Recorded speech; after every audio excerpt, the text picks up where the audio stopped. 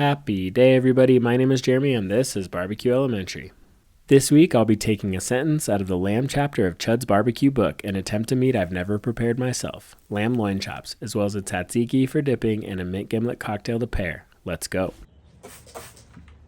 It's Easter weekend, and nothing says Easter like lamb. A few years back, I saw Bradley Robinson, aka Chud's Barbecue, make some killer lamb chops on his Weber kettle, and now that I'm using my own kettle more, I figured it's time to finally try it for myself. What the F? How did you get it in my mouth? Please stop! I started with a tzatziki since it will need as long as I can give it to sit in the fridge and mingle, so I grabbed this giant English cucumber. Not us, buddy, right? And proceeded to remove all the skin. I typically try not to waste much of anything, so I took these and fed them to the feral Easter bunnies in my backyard.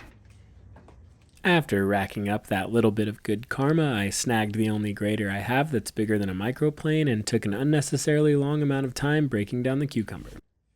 Seriously though, it wasn't really all that bad, but I do need to take Chud's advice next time and get myself a box grater.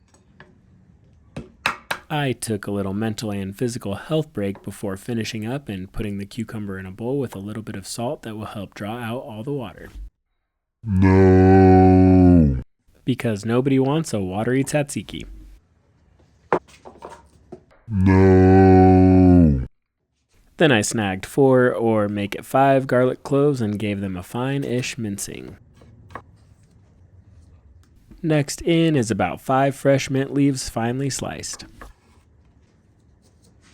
Followed by about a tablespoon of fresh dill, also cut as tiny as possible. And a teaspoon each of fresh ground pepper and kosher salt. After the cucumber sat for about 5 to 10 minutes, it was time to remove it from its own water. I used a paper towel, and next time I'll be sure to use a more expensive kind because this one ripped a little too easily. After I had isolated and removed all the strips of paper towel from the cucumber, I gave the sauce a good stir. After forgetting for about 15 minutes, I juiced 1 lemon and added that in as well. Then gave it one last stir and the tzatziki is done. While that waits in the refrigerator, it's time to prep the lamb. I love lamb.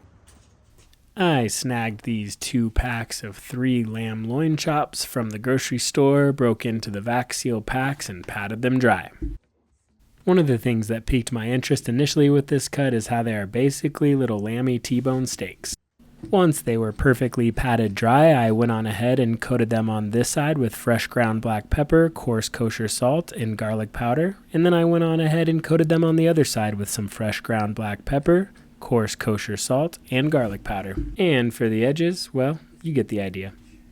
Then the lamb chops went into the fridge to soak up all their seasonings while I prepped the kettle for hot and fast cooking. It's felt like a long time since I've cooked something other than burgers directly over an open flame, so I was really looking forward to this. Once the chimney was on autopilot getting the coals going, I decided now would be a great time to prep the cocktail. For the gimlet, you'll start with a ½ ounce of simple syrup, and for this one I decided to give it a little twist to tie it into the meal. I gently muddled a few fresh mint leaves into the syrup to echo the mint in the tzatziki.